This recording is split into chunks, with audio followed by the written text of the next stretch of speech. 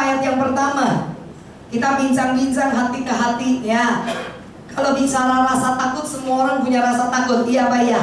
Tapi persoalannya rasa takut yang berkepanjangan akan mendatangkan ketakutan. Nah, itu nggak boleh saudara. Kenapa? Karena kalau saudara baca dalam kitab Wahyu, orang takut itu kuarter pertama yang dilemparkan ke api neraka. Karena orang takut berarti tidak percaya. Orang takut berarti tidak memahami Tuhan. Orang takut berarti tidak percaya bahwa Tuhan punya janji, itu adalah ya dan amin. Nah, tapi saudara, yang kita mau baca hari ini bicara tentang intimidasi. Intimidasi itu tekanan, tuduhan.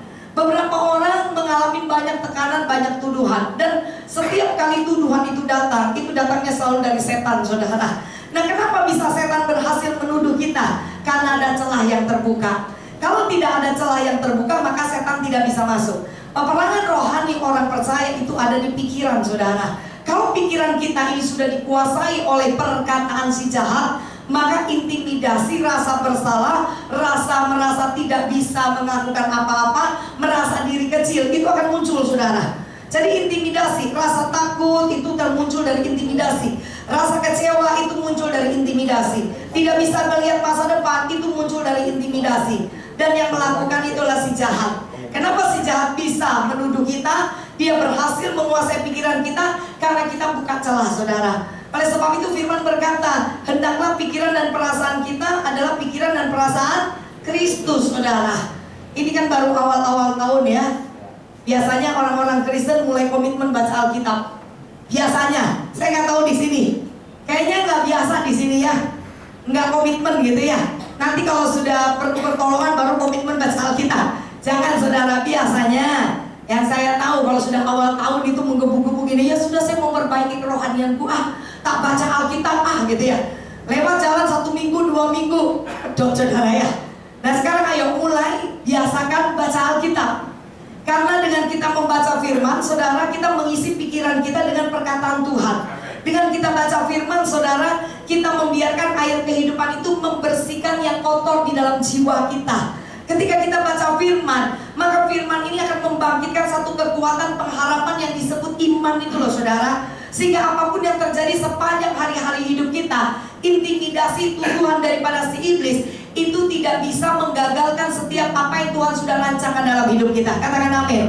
Banyak orang berkata gara-gara si A, gara-gara si B, karena ini, karena itu, makanya saya berhenti di sini, saya tidak bisa berjalan karena si A, si B itu mengecewakan saya, karena ada alasan-alasan tertentu yang membuat saya tidak bisa bergerak. Saudara tahu siapa yang membuat penghalang-penghalang itu? Pikiran kita.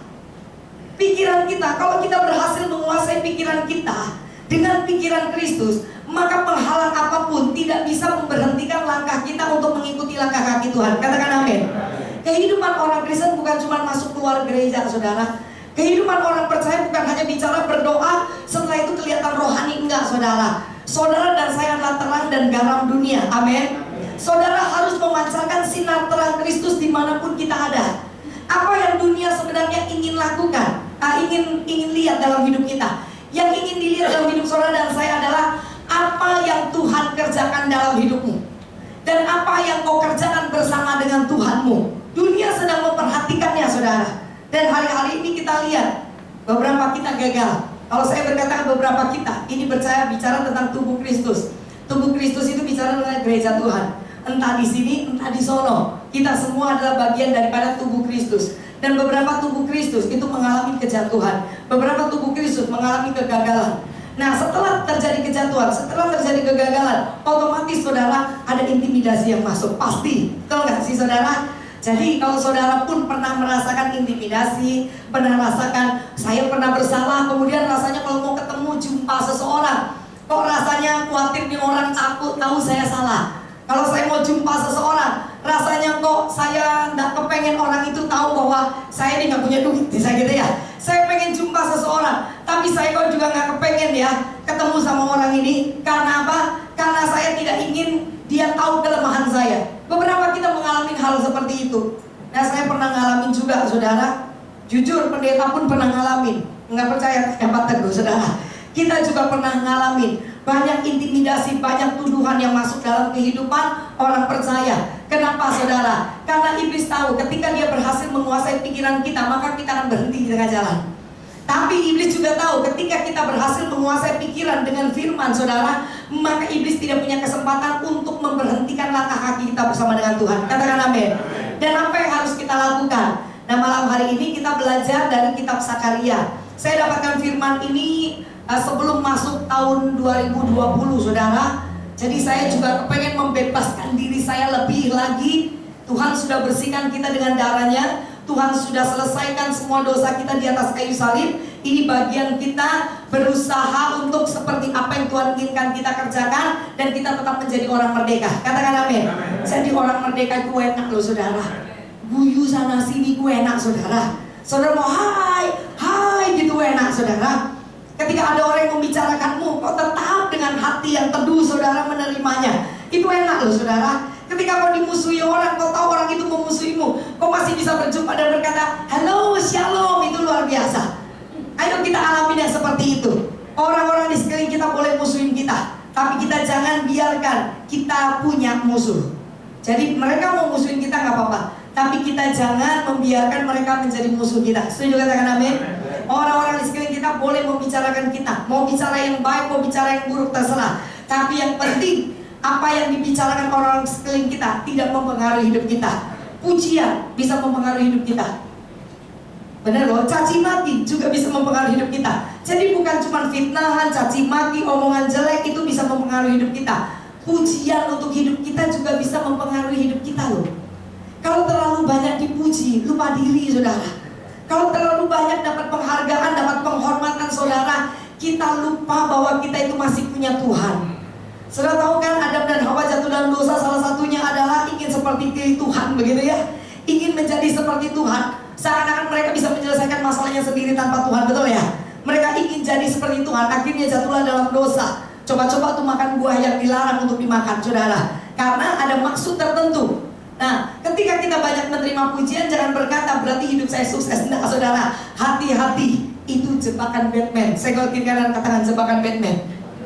Karena banyak orang ketika dapat penghargaan, dapat pujian, terlena, juga bisa berhenti di tengah jalan loh. Jadi kalau kita sudah merasa puas diri, merasa sudah apa-apa, juga akan berhenti di tengah jalan. Padahal Tuhan tidak akan pernah berhenti sampai Dia menjemput kita. Tuhan tidak akan pernah berhenti sampai Dia datang untuk kedua kalinya. Katakan amin. Ayo kita masuk di sini. Sakaria 3 ayat yang pertama.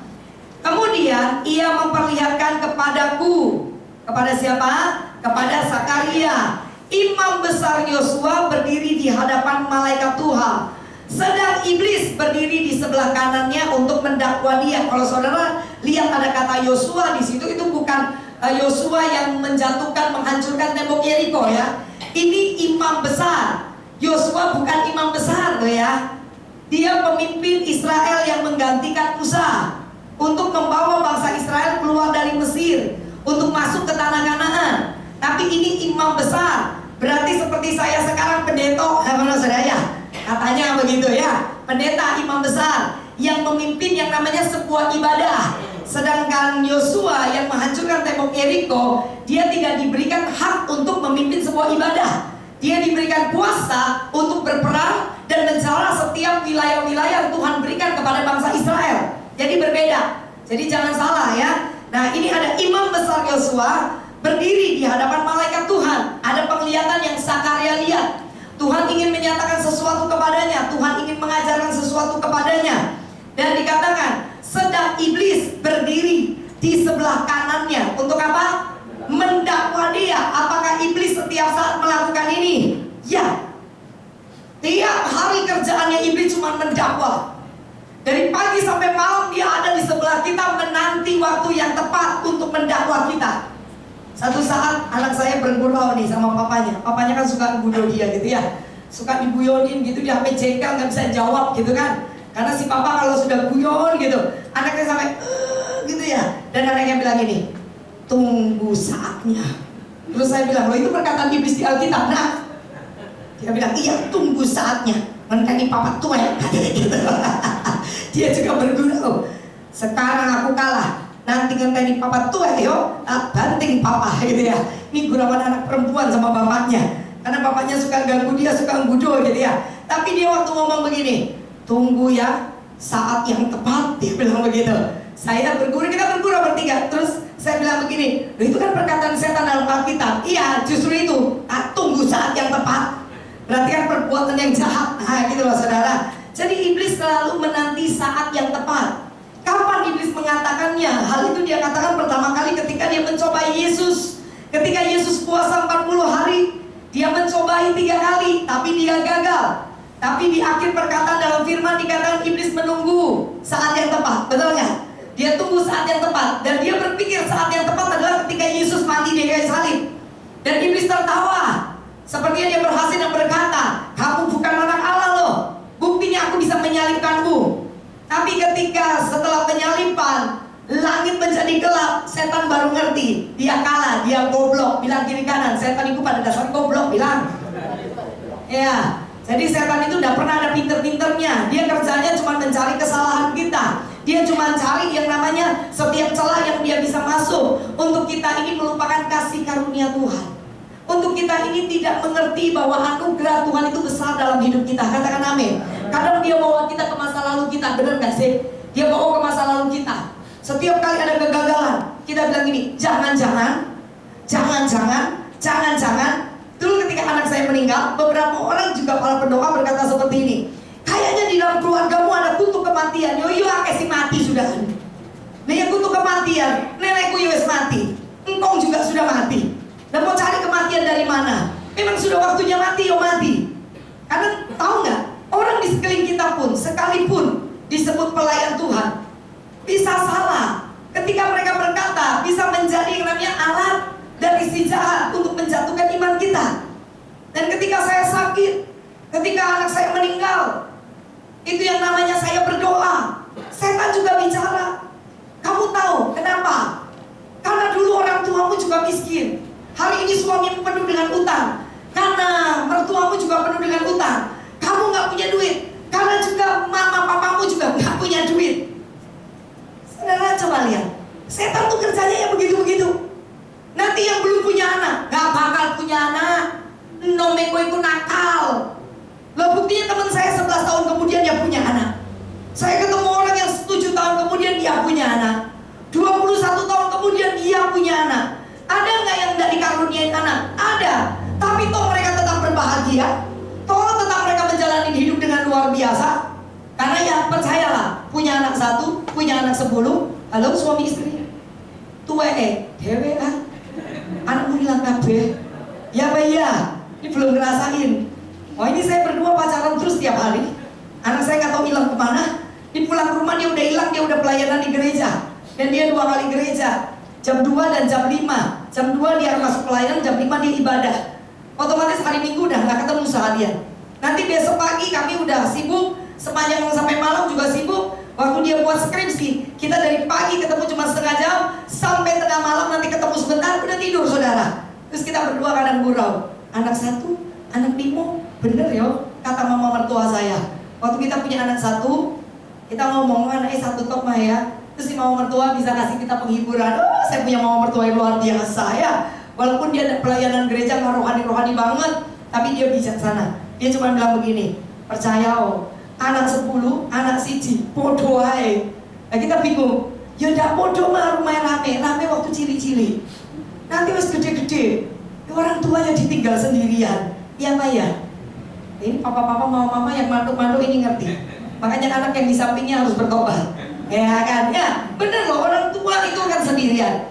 Jadi jangan bingung tentang anak. Ada yang hari ini pusing tentang anak, nggak usah bingung. Tepat pada waktunya pasti diberikan keturunan ilahi. Hanya saja kalau kita memaksa belum waktunya, nanti akan membuat iblis juga ngambil kesempatan di sana. Percaya Tuhan berarti mempercayakan setiap waktu Tuhan ada yang terbaik. Percaya Tuhan berarti mempercayai segala keputusan Tuhan itu adalah yang terindah. Setuju katakan amin. Iblis mau ngomong apa saja jangan didengerin. Nah ini sekarang iblis berdiri di sampingnya si Yosua dan mendakwa, menuduh. Tapi firman berkata, ini kita belajar, Kita belajar tentang posisinya setan hari-hari ini. Tiap hari isinya cuma mendakwa dan mendakwa dan mendakwa dan mendakwa. Kalau saudara mau merdeka, jangan beri kesempatan buat dia mendakwa. Katakan amin. Termasuk anak-anak kita, ajarkan mereka untuk tidak hidup dalam himpitan si jahat. Sehingga anak-anak yang mungkin gemuk-gemuk, dia akan berdiri di depan cermin dan berkata, "Mama, aku gila yo, irungku pesek yo," gitu ya. Mama yang harus ngomong, "Enggak, ini karena pipimu kan cabi. Nanti dewes gede, wes langsing irungnya mancung dewe," gitu lah. Pokoknya kasih penghiburan. Biasanya mama-mama pada guyu, "Iyo non, kue pesek kelemon non," gitu ya. Kasihan, seperti yang kita bergurau, tapi itu akan mendakwa dia seakan-akan dia pribadi yang jelek, pribadi yang tidak berguna. Kasihan. Ayo mulai motivasi anak-anak kita. Ketika mereka juga pulang datang ke papa mama, kadang-kadang kita bisa jadi antek-anteknya setan loh. Tanpa sadar mulut kita keluar sesuatu yang negatif yang mendakwa keluarga kita. Bisa loh mulut kita dipakai oleh setan kalau kita tidak hidup dengan firman. Katakan amin. Anak-anak datang dengan matematika yang angkanya 4, angkanya 3 dan berkata, "Sorry loh mama, sorry loh papa, hari ini ujiannya dapat 4. Lah iya cek goblok lah kan gitu. Tuh sakno loh ya. Masa tuh ada orang Kristen papa mama anaknya digoblok-goblokin. Di sini ada apa enggak? Ada. Oh my god. Hunter ini anaknya yang jawab ya. Ada gitu. Nah kalau gereja begini kan enak, jadi orang tuanya bertobat juga gitu kan. Ya jangan ya, sepertinya mamanya mungkin waktu ngomong juga tidak marah, tapi itu menusuk loh, menusuk hati anak kalau dibilang, "Kamu loh cek goblok niru sopo?" Jawab "Mona niru mama," gitu ya. Kan begitu. Nah ini intimidasi yang masuk, jadi jangan ya. Atau seorang istri ngomong suami bicara tentang istri yang tidak baik, itu akan mendakwa mereka, sungguh-sungguh akan mendakwa. Saya dengan suami saya tidak pernah komplain. Saya lihat di sini wajah suaminya baik semua. Tidak pernah komplain. Saya mau gemuk dia tidak ngomong apa. Saya kurus dia juga tidak ngomong apa. Saya mau make up dia tidak ngomong apa. Tidak make up juga tidak ngomong apa. Tidak tahu itu karena dia cinta benar-benar atau nggak peduli, saya tidak ngerti. Pokoknya dia tidak pernah ngomong apa. Tapi dengan baik-baik. Satu saat ketika anak saya usia 2 tahun, suami saya masih nyeles gitu. Saya belum jadi pendeta lah. Saya bilang saya ikut Purda ke Bali, lu kerja saya ikut. Terus dia bawalah saya pergi ke Bali. 3 hari saya ditaruh di penginapan para sales gitu kan. Tapi kan kita sewa 1 kamar gitu. Nah waktu di sana ya udah. Padahal kalau saudara lihat foto saya yang ke Bali waktu anak saya kecil, itu lebih kurus dari sekarang. Serius. Tapi masalahnya wetenge kan malah baru melahirkan saudara. Suami saya malam itu peluk saya. Terus dia pegang perut saya, ngomongnya cuma begini, "Meme, kok bantal dibawa kemana-mana?" Gitu lah. Sejak itu saya tidak mau gemuk. Intimidasi dia membangun saya. Ya, untung saya nggak down gitu ya. Padahal saya udah lihat saya udah kurus gitu ya. Mosok saya ngomong saya bawa bantal. Ya, itu membuat saya lebih terbangun. Kan saya positif, bilang kiri kanan Kufale selalu positif. Ya, saya positif. Tapi itu tidak pernah saya lupakan. Artinya berarti suami saya tidak suka istrinya gemuk gitu. Jadi gemuk sedikit, saya mesti udah atur makan supaya apa? Supaya suami saya nggak ngomong lagi, "Mei kemana-mana kok bantalnya di bawah," gitu ya. Hanya perkataan seperti itu bisa menggores hati saya. Kenapa saudara? Karena dari saya kecil saya kan sudah gemuk. Semua orang panggil saya babi, manggil saya babon. Nggak ada panggilan putri salju, nggak ada saudara. Ada yang panggil saya lagi wajah keibuan, kaki kesebelasan saudara. Aduh, nggak pernah ada yang cantik yang bagus gitu yang saya dengar dari saya kecil. Jadi ketika berbicara tentang body, udah itu berbahaya gitu ya. Tapi sekarang saya cukup percaya diri karena ternyata di zaman now yang gemuk-gemuk jauh lebih banyak. Ya Pak ya, yang gemuk jangan tersinggung, katakan amin. Gemuk itu tanda makmur katanya ya. Jadi nggak usah dikurusin supaya saya nggak ada lawannya. Ya, jadi yang gemuk jangan tersinggung ya. Ini namanya intimidasi. Jadi kita jangan menjadi alatnya setan untuk menebarkan intimidasi. Katakan amin. Oke, kita lihat lagi ayat yang kedua. Lalu berkatalah malaikat Tuhan kepada iblis itu, "Tuhan kiranya menghardik engkau, hai iblis. Tuhan yang memilih Yerusalem, kiranya menghardik engkau. Bukankah dia ini puntung yang telah ditarik dari api?" Saudara perhatikan di sini. Malaikat itu berkata kepada iblis. Malaikat itu ada di hadapannya Yosua. Dan sampai hari ini malaikat berkemah di sekeliling kemah orang benar. Amin. Dia bersama saudara, dia bersama dengan saya. Hanya saja malaikat banyak yang nganggur. Karena kita lupa kalau kita punya malaikat. Kita gak pernah doa, Tuhan kirimkan malaikat-Mu berjaga dari depan, belakang, kiri, kanan, atas, bawah, segala penjuru mata angin untuk menjagaku, menjaga istriku, menjaga suamiku, menjaga anak-anakku. Siapa yang pernah berdoa minta malaikat atau setiap hari berdoa minta malaikat menjaga?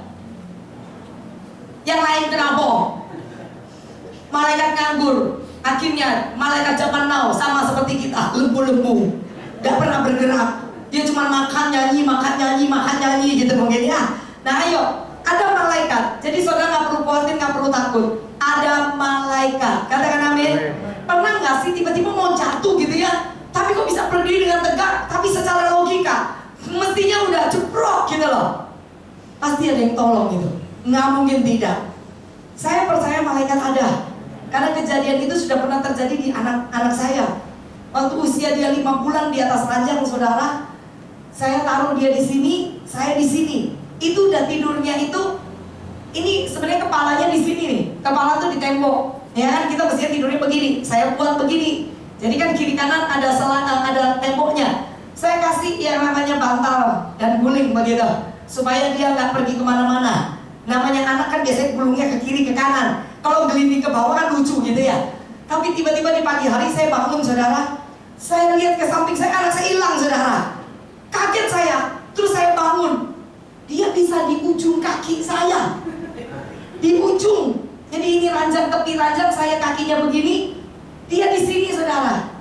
Tapi yang aneh, dia di situ bisa pegang pulpen. Dan pulpen itu tidak pernah ada di atas ranjang kami. Dan dia mau pegang tuh pulpen sambil tertawa ngekrak-ngekrak cewek, saudara. Akhirnya waktu saya bangun, saya langsung angkat, ini jantung udah deg-deg. Tinggal saya jejek satu kali, anak saya udah kebanting. Padahal yang namanya ranjang kuno di rumah mertua saya itu tinggi. Di bawah itu langsung lantai, saudara. Kalau si baby jatuh, omong enggak itu geger otak, saudara. Tapi saya percaya, itu pulpen dapat dari mana? Karena setiap malam saya mesti berdoa, kirimkan malaikat menjaga depan, belakang, kiri, kanan, atas, bawah. Saudara, Tuhan kirimkan untuk anak saya, untuk suami saya, untuk seisi rumah saya. Itu tiap hari sampai hari ini. Dan saya percaya malaikat menjaga dia. Malaikat datang kasih pulpen sama dia. Jangan bilang ini ilmu gaib atau alam gaib ya. Malaikat itu ada, katakan amin. Tapi jangan coba-coba bilang begini, hai malaikat, nampakkan dirimu kepadamu. Ya padaku, yuk kita foto bareng gitu. Gak ada. Kalau mau foto jadi malaikat di belakang sana ya. Saya takjub dengan foto di situ ya. Saya mau pulang, ini saya mau foto di sana. Saya akan begini, begitu ya, di belakang situ. Nah saudara, itu terjadi. Itu malam pertama. Perhatikan, besok harinya, hari yang kedua, lah ya bener-bener jatuh loh. Setan itu rada ndablek. Itu anak saya bisa jatuh beneran. Apa anak saya yang biayaan mau 5-6 bulan, saudara? Mau anak 5-6 bulan itu muter tidurnya, saudara. Jatuh, saudara. Gedebuk.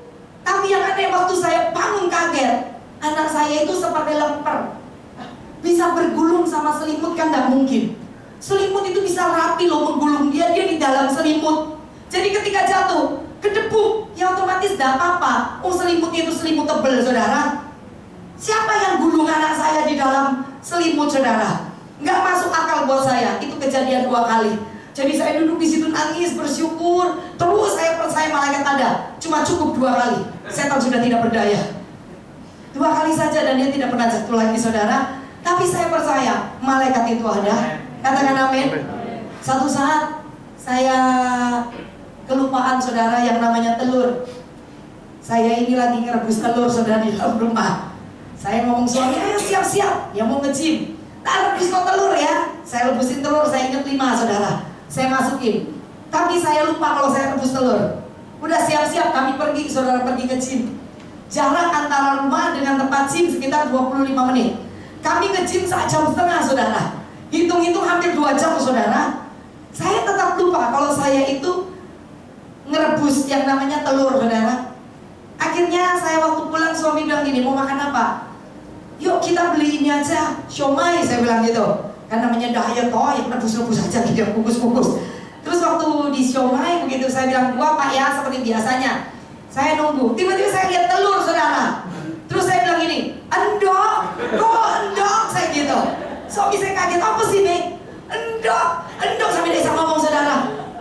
Aku ngerebus endok, saya bilang gitu. Kenapa? Itu rumah kontrakan, saudara. Saya duit untuk kontrak aja waktu itu tiap tahun itu harus nangis, saudara, mintanya sama Tuhan. Ini kalau kebakar rumahnya orang, itu duit sopo, saudara. Saya cuman, ayo go ayo. Dia langsung ambil sepeda motor. Saya tunggu di situ. Dia bilang, kamu gak usah ikut. Dia pulang, saudara. Nah tetap, saudara, yang namanya intimidasi selalu ada, toh. Dia pulang ngebut. Di tengah jalan itu ada pemadam kebakaran. Ngui, tambah deg-degan, saudara, suami saya, saudara. Pernah gak sih ngalamin yang begitu? Rasanya kebetulan ya, toh. Ngui gitu kan. Itu dia tambah ngebut sampai berdoa, Tuhan ojo omahku, Tuhan ojo omahku, Tuhan ojo. Kan perjalanan persis menuju ke tempat kami gitu loh. Tapi waktu masuk ke perumahan, suami saya ngeliat, kok gak ada asap ya gitu. Dia cepet sampai depan rumah. Dia buka pintu, tapi satu rumah udah asap semua. Nah waktu dia masuk ke dapur, yang aneh, itu telur sudah kering, hitam. Tapi yang aneh, kalau saudara bilang, gasnya habis, betul nggak? Gas habis bisa meledak apa enggak? Bisa. Oke lah, kebetulan dia tidak meledak. Tapi ini gas nggak habis. Tapi yang namanya on off-nya itu bisa balik ke off. Nggak ada satu manusia di rumah saya. Mosok setan? Iya no. Itu on off itu bisa kembali ke off. Tapi ini kompor udah kering. Apa dia punya panci udah bisa dipakai lagi. Udah kayunya udah hitam semua. Jadi udah nggak bisa dipakai. Tapi itu suami saya balik dan waktu dateng dipegang lah. Kok sudah di off? Waktu dibersihin, dinyalain, gasnya masih nyala. Gasnya masih penuh. Terus dia cepat jemput saya. Sambil wajahnya dibuat, biasa suami saya juga suka menggoda kan. Wajahnya miminya rodong gak enak. Saya bilang, kenapa ya? Tadi ada mobil pemadam buat tambah deg-degan aja saudara. Tapi terus dia bilang, gak popo, omahmu, gak popo gitu saudara. Tapi suami saya waktu cerita, saya tahu tetap ada malaikat yang menolong. Amin. Tapi ada kuncinya saudara, supaya kita ini tetap ada dalam penyertaan Tuhan. Kita teruskan ayatnya. Amin. Yuk. Ayat yang ketiga, ayat yang kedua. Lalu berkatalah malaikat Tuhan kepada iblis itu, Tuhan kiranya apa? Menghardik engkau, hai iblis. Tuhan yang memilih Yerusalem, kiranya menghardik engkau. Bukankah dia ini, maksudnya Yerusalem ini, puntung yang telah ditarik dari api. Nah saudara, malaikat itu membela Yosua. Ketika Yosua didakwa, malaikat Tuhan itu membela. Kalau dulu saudara, pada penglihatan ini nggak bisa diperlihatkan kondisi nyatanya Roh Kudus saudara. Yang bisa diperlihatkan adalah malaikat Tuhan, karena Roh Kudus adalah Roh Allah sendiri kan. Tapi kalau hari ini saya tahu bahwa Roh Allah bersama dengan kita, amin. Dan Roh Allah itu selalu berdiri sebagai pembela. Oleh sebab itu tiap hari kenapa kita harus punya yang namanya hubungan intim sama Tuhan. Ada yang namanya satu hubungan yang tidak boleh terputus. Manifestasikan kuasa Roh Kudus di dalam kita, supaya benar-benar kita tahu Roh Kudus ada bersama dengan kita. Katakan amin. Ketika kita menyadarinya, apapun yang menjadi tuduhan setan, Roh Kudus bisa mematahkannya. Pernah nggak saudara berdoa dalam kondisi tertekan, tiba-tiba ada suara yang menyejukkan, yang menenangkan? Siapa itu? Roh Kudus saudara. Dia memberikan ketenangan. Makanya kita nggak bisa tenang kalau nggak suka berdoa. Bilang kiri kanan, sukalah berdoa. Ayo ngomong, sukalah berdoa. Kau tidak bisa tenang kalau kau tidak suka berdoa. Kalau kau tidak suka menyembah Tuhan, maka kau akan membuka yang namanya banyak peluang untuk setan berbicara dalam pikiran. Dan di sini Tuhan menghardik iblis. Karena apa? Karena dinyatakan begini, bukankah dia ini puntung? Yosua itu adalah puntung rokok itu kan. Tinggal puntung namanya berarti kan sisa ya. Itu kalau dibakar kan habis tuh semuanya. Tapi ini firman berkata, puntung itu telah ditarik dari api. Berarti tidak sampai habis. Artinya seperti itu keadaan kita. Kita ini mestinya terbakar habis toh. Kita ini kan seharusnya binasa toh. Yosua ini juga pribadi yang seharusnya binasa. Ini pernyataan tentang kuasa Yesus yang mati di kayu salib. Tapi kata firman, Tuhan telah memilih Yerusalem. Kalau Tuhan sudah pilih Yerusalem, Tuhan pilih saudara, Tuhan pilih saya, Dia tidak akan biarkan kita hidup selalu dalam dakwaan. Dia tidak akan pernah biarkan kita hidup dalam himpitan. Dia tidak akan membiarkan iblis mematai-matai hidup kita, kemudian menghancurkan hidup kita. Tuhan selalu ada bersama dengan kita dan menghardik. Bayangin tuh, saudara coba sadar. Kita sadar sama-sama. Tuhan itu menghardik ketika iblis itu mulai mengintimidasi.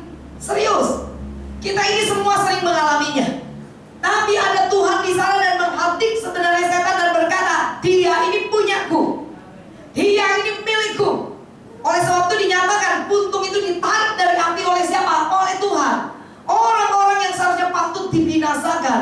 Oleh Yesus mereka dipilih dan diselamatkan. Katakan amin. Jadi jangan lagi ada ketakutan, ada keraguan, ada intimidasi, ada tekanan. Lupakan masa lalu. 2019 buang semua. Ada kesalahan, yes, tapi perbaiki di tahun ini bersama dengan Tuhan. Dan percaya, setiap kita mengaku dosa dan kesalahan kita, Tuhan adil dan setia untuk mengampuni semua dosa kita. Bahkan Dia membasuh setiap daripada kejahatan-kejahatan dan kesalahan kita. Amin, saudara. Nah, ayat yang ketiga, adapun Yosua mengenakan pakaian yang kotor. Nah, dalam penglihatannya seperti itu. Adapun Yosua mengenakan pakaian yang kotor. Waktu dia berdiri di hadapan malaikat itu, ternyata dapat penglihatan kenapa iblis mendakwa Yosua. Karena dilihat pakaiannya apa? Kotor. Ya itu tadi celahnya terbuka. Setan itu bisa lihat. Apakah kau tadi baru berbuat zina? Apakah tadi kau baru berbohong? Apakah tadi kau baru melawan suami? Apakah tadi kau baru nyolong? Apakah tadi baru membicarakan orang?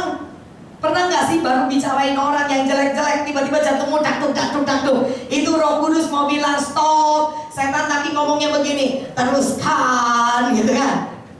Nah kalau kau teruskan, setelah satu saat nanti setan akan bicara, wong Kristen kok jahat, wong Kristen kok mulutnya gak bisa dijaga. Padahal tadi setan yang bilang teruskan, gitu ya. Itu setan. Kalau mau temu orang-orang seperti itu ngomong setan.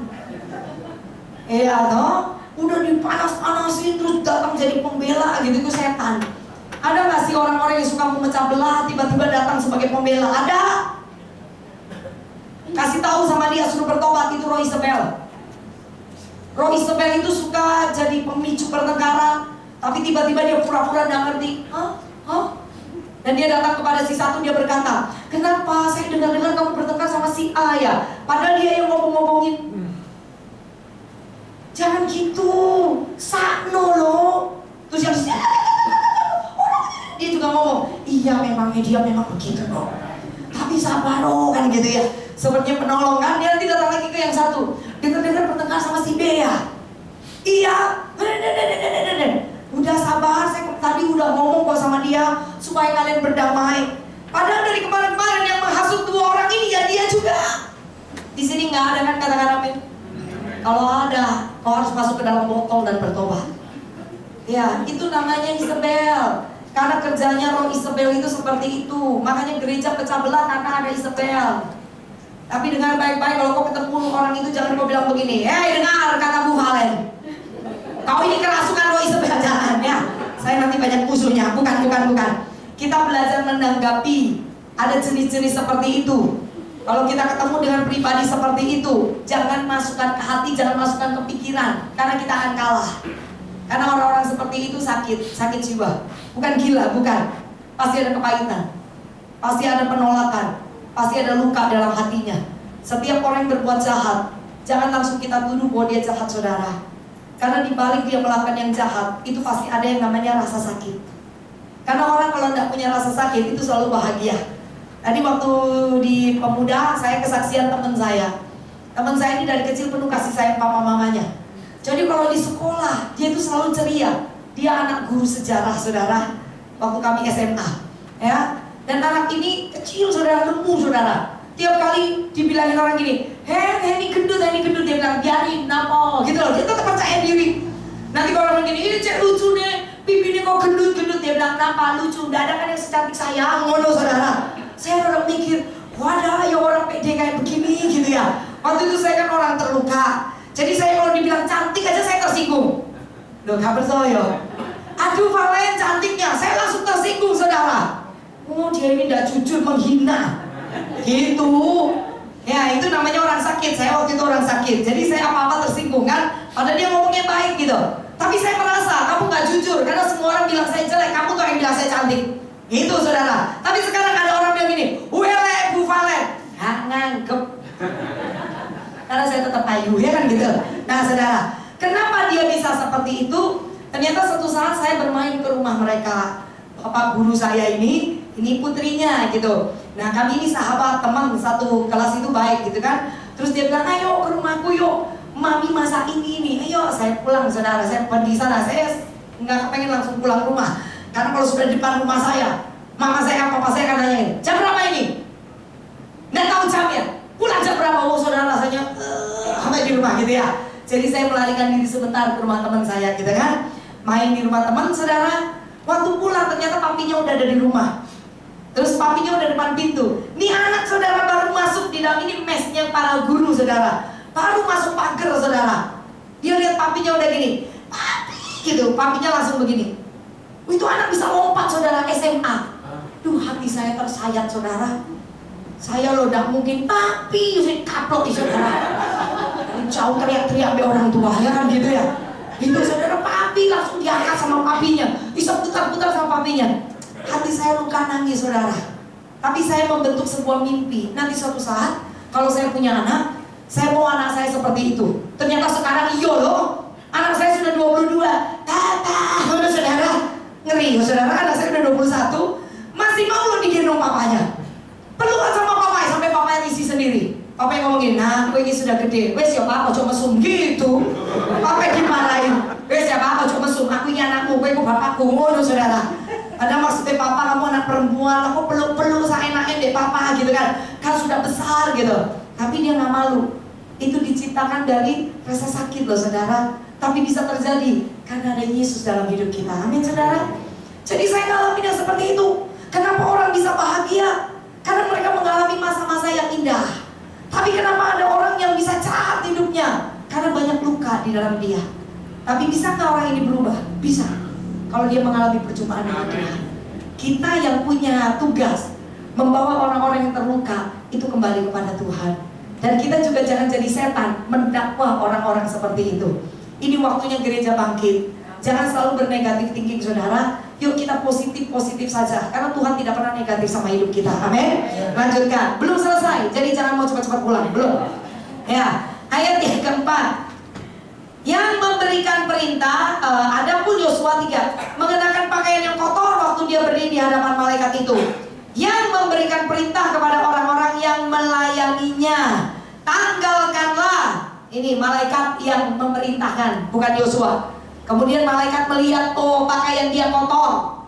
Malaikat memerintahkan orang yang ada di sana untuk melayani dia. Tanggalkanlah pakaian yang kotor itu daripadanya. Ini sebenarnya gambaran bahwa sebenarnya pakaian kotor ini kita ini kan sudah dilepaskan, dilucuti oleh Tuhan sih. Sudah digantikan dengan pakaian yang baru ketika dia mati di atas kayu salib. Ketika saudara jadi Kristen, saya jadi Kristen 27 tahun yang lalu dengan pakaian yang kotor dan compang-camping. Dan itu sering diingatkan di kamar doa saudara. Ketika ada tuduhan, ketika ada yang namanya himpitan dalam hidup saya, kadang-kadang kita kan selalu berkata yang sedikit aneh-aneh di hadapan Tuhan. Tuhan, salahku di mana? Mungkin aku punya salah, ya kan? Kadang begitu sih, supaya kita diampuni, dibersihkan. Tapi saya sering dapat penglihatan saudara. Suatu saat begitu banyak orang berkata kayaknya ada dosa, kayaknya ada kesalahan. Kenapa hidupmu gak pernah enak? Pasti ada dosa, masa lalumu gak enak. Ada kutuk dari orang tua, ya kayak begitu-begitu. Sekarang saudara harus patahkan. Sekalipun itu keluar dari mulutnya pendoa. Hei, pendoa jangan dulu itu senengnya kayak mono. Pendoa zaman now harus sudah beda. Firman bisa mematahkan segala kutuk, katakan amin. Kuasa darah Yesus membebaskan kita dari dosa. Jangan percaya kalau dikatakan begini. Ayo kita telusuri akarnya. Yo, bapakmu ini, mbokmu ini, emakmu ini. Lah terus setelah ketemu apa? Makanya hidupmu seperti ini. Lah terus setelah dipatah-patah dihancurkan, terus apa yang terjadi? Tetap hidupnya seperti itu. Kenapa? Karena yang di atas sudah gak ada hubungan sama dia. Yang penting dia yang bertumbuh mengenal siapa Tuhan dan hidup dalam firman. Katakan amin. Ini pengalaman hidup saudara. Saya bukan belajar dari teori. Ini pengalaman hidup. Masuk pelepasan, baik. Patahkan kutuk turunan, baik. Berdoa mematahkan kutuk turunan, baik. Tapi kalau saya sendiri tidak bergerak, saya sendiri tidak bertindak untuk terus mencari Tuhan, hidup dalam firman, mengerti apa yang sedang terjadi, maka pembebasan tidak akan pernah terjadi. Keluarkan diri dari segala yang namanya dosa. Nggak mungkin kemerdekaan bisa terjadi kalau kita terus tinggal di dalam yang namanya kesalahan dan dosa. Amin saudara. Mau diputus-putuskan perzinahan. Oh ini makanya dia punya istri 5. Saya pernah ketemu orang yang punya istri cuma 2. Cuma 2, bilang kiri kanan, lorotok. Cuma 2 saudara. Terus udah dilayani rame-rame, ditelusuri. Ternyata bapaknya dia juga istrinya 2. Terus ditelusuri lagi engkongnya, istrinya 5. Satu rumah lagi, 5 satu rumah, ya kan? Dulu saya berpikir karena ada kutuk. Betul, salah satunya ada kutuk. Karena iblis akan terus mengejar. Apa yang dilakukan orang tua itu kan dilihat oleh anak. Tadi pagi saya sedikit menyinggung toh, anak-anak itu di zaman sekarang gak punya telinga untuk mendengar orang tua. Anak muda, dengerin saya, nggak boleh tidur. Anak muda atau anak kecil, biasa kalau orang tua ngomong, opo sih ma, opo sih pa, orang tua belum ngomong, baru gini, yuk dengar ono, opo saya sibuk loh, nggak punya telinga loh. Sudah, daripada sakit hati, nggak usah banyak ngomong. Orang tua jadi teladan. Anak lebih gampang meniru orang tua daripada mendengar orang tua. Percayalah. Kalau papa mama tidak pernah ribut, maka anakmu juga akan damai hidupnya. Kalau papa mamanya ribut terus, anak itu pasti suka bertengkar. Kalau papa mamanya ngomongnya baik, anak itu pasti ngomongnya baik, nggak usah diajarin. Kalau orang tua tidak pernah maki, anak-anak tidak akan pernah maki. Kalau orang tua tidak pernah balas yang jahat dengan yang jahat, percaya anakmu tidak akan pernah balas yang jahat dengan yang jahat. Itu yang saya saksikan. Kalau maminya tidak suka pakai lipstik, anak yang walaupun wedok tidak suka pakai lipstik, karena dia niru, ya kan? Dia meniru. Nah, anak-anak ini sebenarnya dia meniru gaya hidup orang tuanya tanpa sadar. Ada yang namanya kecenderungan, kata suami saya. Kecenderungan, sesuatu yang dia tidak pelajari tapi cenderung ikut dalam hidupnya karena orang tua sudah menciptakannya. Nah, untuk ini bisa selesai, nggak bisa cuma doa, patahkan semua kutuk-kutuk perzinahan, dalam nama Yesus. Ya, orang yang bersangkutan harus mematikan dagingnya untuk tidak mata keranjang dan mematikan hawa nafsunya, ya Pak ya? Dan belajar setia kepada istri masa mudanya sampai mati. Di sini nggak ada tuh yang punya istri 2, halo? Nggak ada ya? Ojo mantuk maneh, ojo mantuk maneh. Iya, ini kejujuran yang tidak membawamu masuk surga, tahu? Kalau tidak bertobat, ya kan? Nah, saudara. Jadi ini sesuatu yang iblis selalu masuk di sini.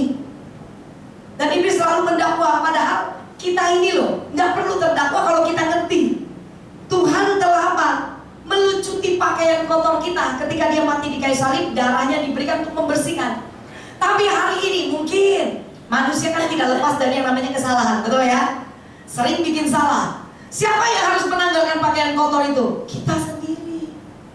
Sekarang kita tidak bisa berdoa begini, Tuhan, lepaskan aku Tuhan dari rokok, lepaskan aku dari berzina. Tidak bisa. Kau yang harus putuskan untuk lepas. Oh Tuhan, aku ini mau mengampuni, tapi kalau lihat wajahnya gregeten. Tidak bisa, masa Tuhan bilang jangan gregeten, jangan gregeten. Loh kayak dukun lah. Kita yang mutusin tidak boleh gregeten, saudara. Kita yang mutusin harus benar-benar tulus mengampuni. Kita yang harus benar-benar belajar untuk mengasihi. Katakan amin. Saya mengajarkan anak perempuan saya. Saya bilang, sepanjang kamu hidup penuh dengan penuntutan kepada orang lain, kamu tidak akan pernah bahagia. Jadi ketika saya mulai menuntut papanya, anak ini bisa kacau loh saudara. Loh beneran loh, coba nanti saksikan orang tua ya. Itu akan langsung ditiru dalam atmosfer roh dalam keluargamu. Jangan bilang, anak ini niru sopo. Coba koreksi diri. Orang tua seminggu ini ngapain aja di rumah. Kalau saya misalnya gini, aduh papamu itu gini loh, aduh misalnya papamu gini. Anak ini tiba-tiba kacau. Iyo mah, pacarku itu loh gini. Pacarku gini, saya mulai mikir, ini niru sopo ini. Tapi ketika saya sayang sama papanya gitu ya, tiba-tiba dia sayang sama pacarnya. Saya bilang loh, gak marah lagi Mbak Koko. Ndai, kamu cinta. Terus saya mulai, saya ngerti. Orang tua tetap jadi contoh. Pengaruh orang tua itu sangat besar. Makanya pengaruh Tuhan dalam hidup kita mestinya harusnya sangat besar. Katakan amin. Ketika kita melihat Tuhan, pengaruh Tuhan dalam hidup kita seharusnya lebih besar menguasai kita daripada kita terpengaruh dengan lingkungan di sekeliling kita. Iya Pak ya. Tuhan kita jahat apa tidak? Tuhan kita balas yang jahat dengan yang jahat apa tidak? Tuhan kita suka menuduh atau tidak? Nah, kalau kita ini selalu melihat Tuhan, selalu hidup dalam firman, maka atmosfer keberadaan Tuhan itu terjadi dalam hidup kita. Amin. Dikatakan di sini ditanggalkan. Lihat, dengan ini aku telah menjauhkan kesalahanmu daripadamu. Aku akan apa? Mengenakan kepadamu pakaian pesta. Tadi pagi saya sedikit bingung ya. Kalau kita masih pakai pakaian kotor, kita nggak bisa digantikan pakaian pesta.